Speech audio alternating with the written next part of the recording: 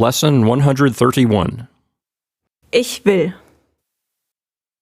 Lisa, I think this verb here has to be related to English because we have the same word in English.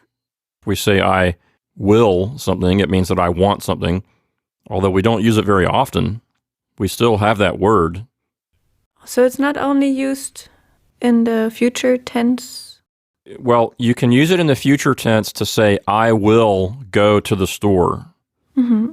Meaning in the future, I'm going to go to the store. But you can also use the word will in English to mean exactly what this verb means in German.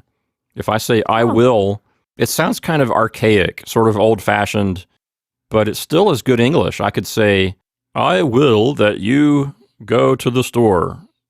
And that's an archaic way to say, I want that, yeah. Interesting, So, I didn't know that.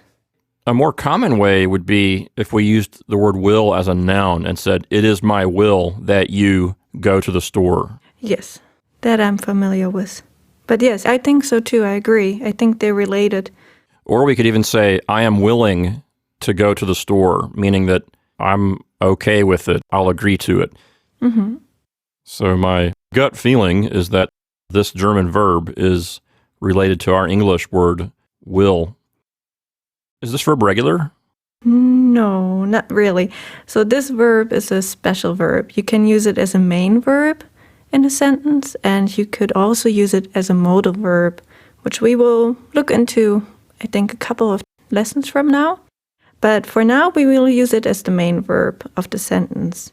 And even then, you will see in the chart, the forms are not quite what we used to. So the third person singular doesn't have a T.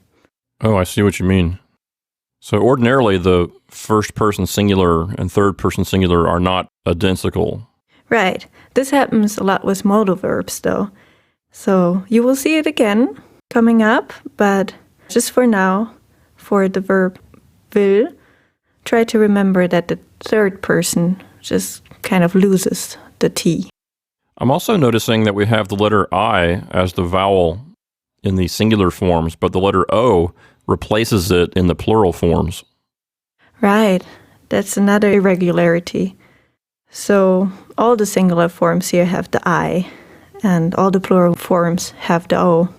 So Lisa, we're going to use this verb two ways. We're going to use it with a noun to say that we want a thing, but we're also going to use it to say that we want to do an activity, like I want to go to the store. Exactly.